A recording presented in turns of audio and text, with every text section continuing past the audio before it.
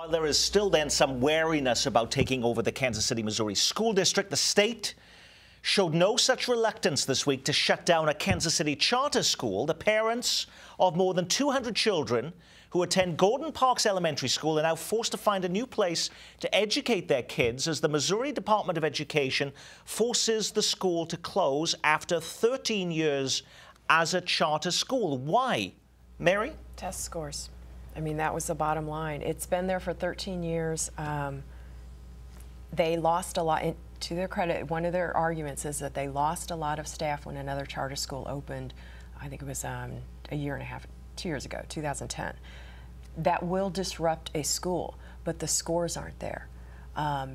It's a wonderful school in many ways. One of the things that's disturbing is that you hear a lot of the volunteers and teachers talk about how much they adore and love these children, because these are some of the most low income, come from disrupted families, very transitional families, and they really do care about these children, but that doesn't mean that they're being adequately taught.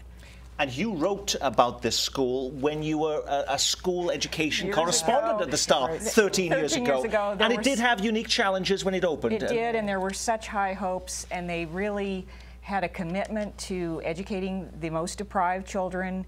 They had a lot of heavy hitters that were backers of the school.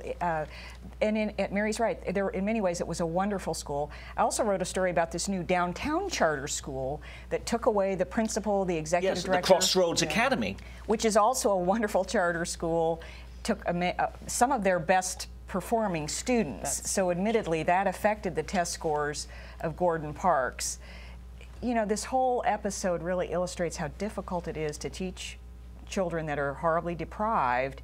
And, you know, I think the state board's challenge is you can't accept that they're not raising their academic achievement. And no matter how well-intentioned a school may be, if it's not doing that, maybe these children need to be put in another school that will have a better chance at success. But 94% of the students on free or reduced lunch, Sam, a much higher degree of the students here, percentage of the students, special needs than even the Kansas City, Missouri school district.